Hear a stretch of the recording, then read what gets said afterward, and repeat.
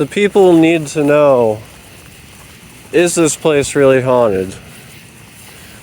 That's why we're out here. We got boots on the ground, fighting spiders left and right.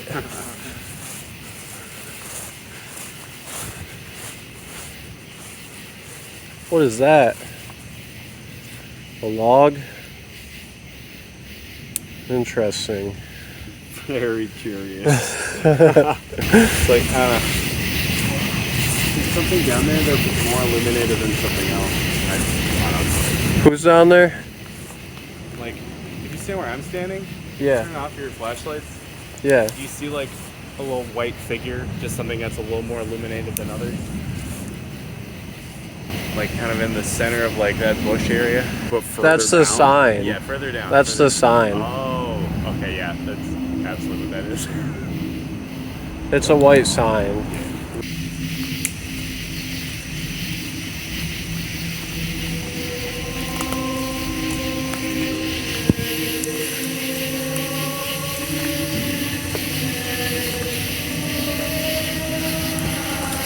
Wait, oh, is that the keychain making that sound? It probably is, yeah.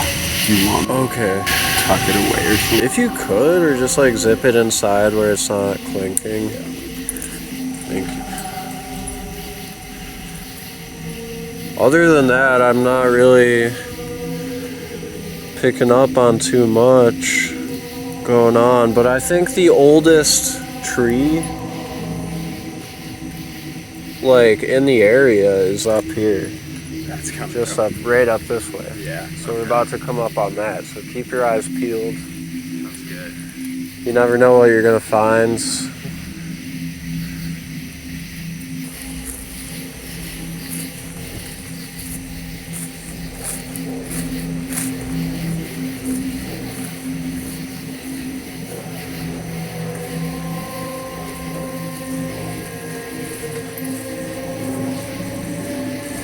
Just trying to get some cool shots here without falling in. Fair. But there's some cool lightning bugs here. We're coming up on some really old trees. Some stunning wildlife out here. Oh yeah, that bat just came right over our heads.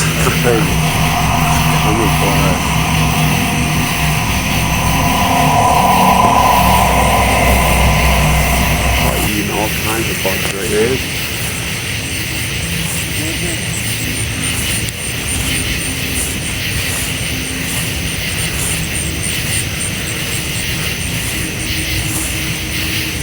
This is the famous tree from local folklore.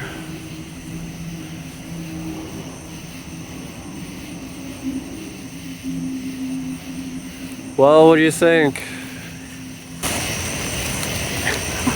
How old do you think it is? Definitely gonna want to get to what is behind the folklore of this very area. We're not gonna let this slight rain that's picked up since we landed here at this site of infamy hold us back from seeking the truth. Why they gotta fence off the whole thing? That's what I was wondering. From too many teenagers wanting to kiss each other under the famous tree. I wonder if people like carved into it or something, or like. Oh, for sure, for sure. You know, it's an old tree. They don't want any of that. Look at all these bugs over here. It's got different kinds. They're hanging out. Oh wow.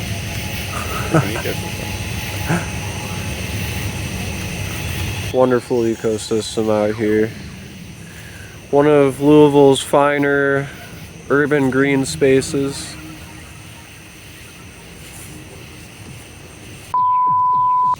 I saw like, I don't know, it was like felt like a human, like a torso shape, you know, just kind of appeared for a second. It was like, yeah, right around where you were pointing, like maybe a little to the left. All right, we gotta go investigate. Oh, that's where the spider lives. Oh, dude, I'm sorry.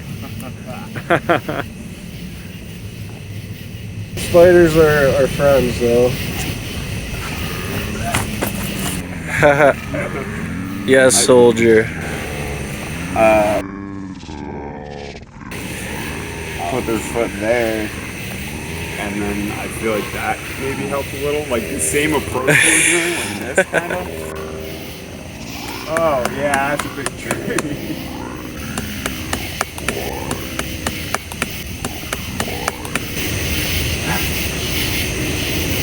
Are you trying to like talk them?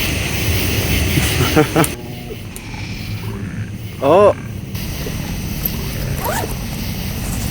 We're here at the famous tree. Not gonna pass up an opportunity on a fine night like this. A spooky evening that has enthralled us all in the mysticism surrounding this very location. We've got some first-time investigators here with us today. Please introduce yourselves. Jordan. I'm Milo. Thank you, Jordan and Milo, for joining the Haunted Network tonight. Very excited for this investigation. We did our daylight walkthrough a while back, and really couldn't wait to come back. So if there's any spirits with us here today, I'm going to turn on this tool here that you can speak through to communicate to Jordan, Milo, and myself.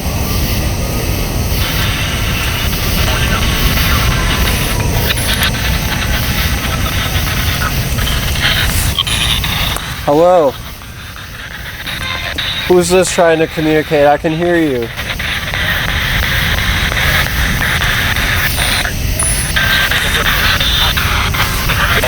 This is someone from the Clark family trying to communicate. Maybe there's some last words you wish you would have said looking back. Is there anything you'd like to let us know? What did you like to do when you lived here? What was your favorite hobby?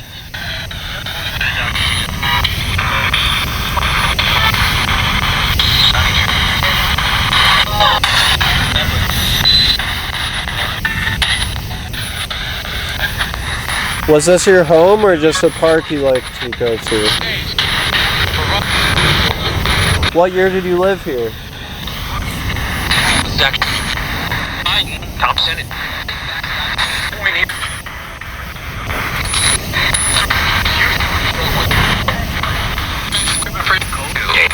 For 18 years, Mulberry Hill in Louisville was home to the famous explorer William Clark and his slave, York, a younger brother to the city's founder.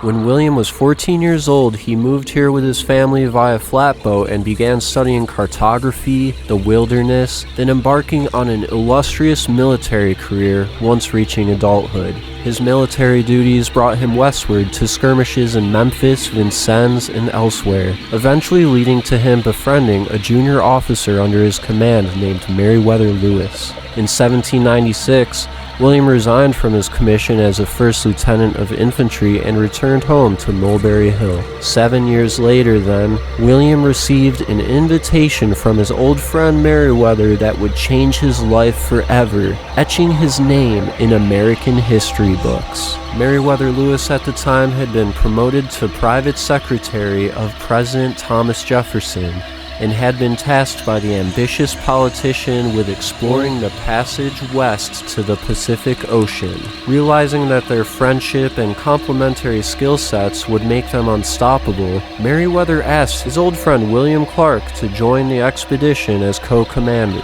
Of course, William accepted, quickly recruiting 9 other Kentuckians for the journey and York, who had been his bodyguard since childhood. The rest is the daunting history of Lewis and Clark. All that is left of Mulberry Hill now is the Clark family cemetery up near the pedestrian loop, although the explorer is buried in St. Louis. And there's also an old cypress tree, with the rest of the plantation mainly just frequented by runners and youth football practices. William Clark's homestead at this site was demolished completely by 1917. Okay, we thought we heard someone kind of mumble, right? It was like, oh. Okay, like, yeah. Yeah. More of a mumble. But none of us said anything, right? No. No. Alright, so we've set down the motion detector. Anybody want to try the spirit box? Yeah, you may as well, right? Okay. Might as well. Is the person here with us now the same person that Milo saw earlier?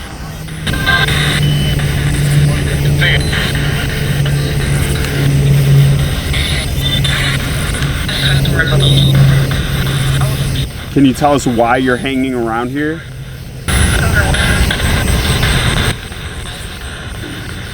Does the nearby airport bother you to any extent? I don't know what the realm is like, but is it bothersome at all?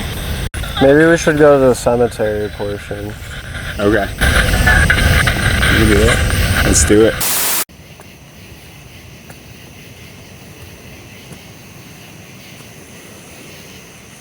Got some fallen branches here from the storm, watch out. The storm that's just dying off now.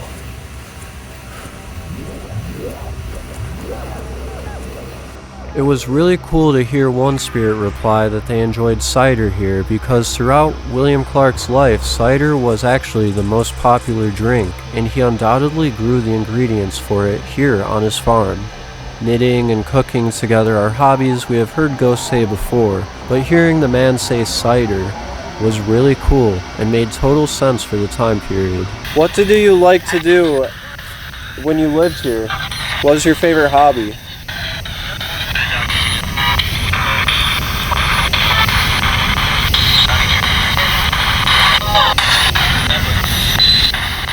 What did you like to do when you lived here?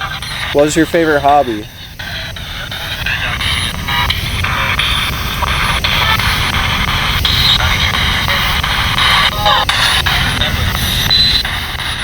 Since we could only find one mention of this location claiming it is haunted, we really didn't know what to expect going into our investigation. We are now glad to have been able to back up this claim and add it to our growing list of local haunted sites worth visiting.